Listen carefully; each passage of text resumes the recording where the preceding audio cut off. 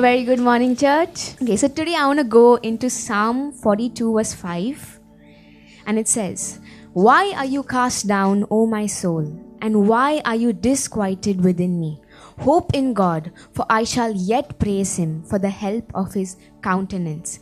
You see, when this psalm was written in the midst of distress, and if you read the before verses, in verse 3, David actually writes like, "My tears are my food day and night." Like, he's in that much distress. But you see, in verse 5, he comes to this point where he's encouraging himself. No one else is talking to him. No one else has come to encourage him, but he is encouraging himself. And even if you look like in 1 Samuel 30 verse 6, this is the point where the Amalekites had come against David and they had killed the sons and daughters of Israel, and the people were going to stone him. But if you read the last line, it says, "But David strengthened himself in the Lord his God." No one strengthened him. He chose to encourage himself in the Lord. And you know, one thing in today's generation is that many Christians have forgotten this act, to strengthen themselves, to encourage themselves. In today's time, we have become so dependent on external sources. Maybe it's your pastor, maybe it's the worship team, maybe it's social media, but we rely on so many other things to give us, hope and strength. We wait for someone to come and encourage us. But in this, we learn that we have to learn to encourage our own self. Depending on other people, on your friends, on your elders, it's great. God even tells us that we have to learn to encourage each other daily.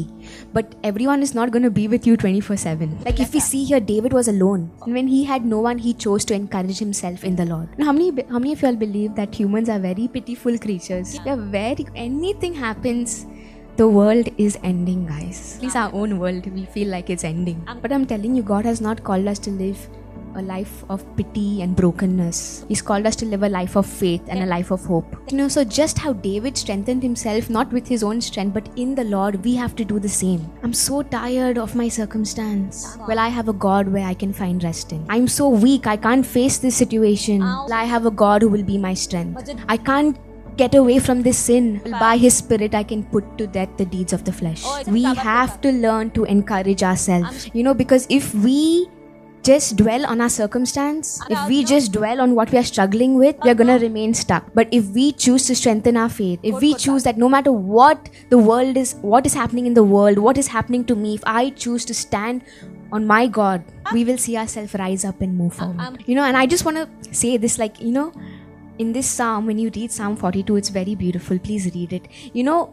People of the world who don't know Christ, their story ends in, "My tears are my food for day and night." They have no hope. Anxiety rules them. Depression rules over them. Addiction rules over them. But for us who are in Christ, we have hope. We have faith. And our story continues. It does not continue as a broken story. It does not continue as a discouraged story. But it continues as a story of faith, of hope, and of renewed strength. No matter what circumstance we're in, we can always encourage ourselves. You know why? Because we have a God who's above all circumstances. We have a God who's above all anxiety. We have a God who's above all depression. We have a God who's above all sickness. And we have to stand on that truth. And not only is he above it all, but he's for you. He's with you. And we have to learn to stand on that truth. Everything else is telling us the opposite. We have to learn to tell ourselves the truth. Amen. So let this just be an encouragement to all of us, that maybe when tough times come, maybe when doubts come, when fear comes, that we would learn to encourage ourselves and fight for our faith. The enemy comes to steal, kill, and destroy. I finally understood what that verse means. He's not interested in,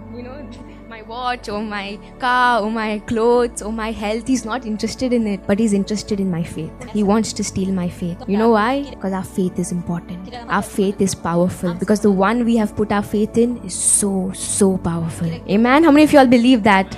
Amen.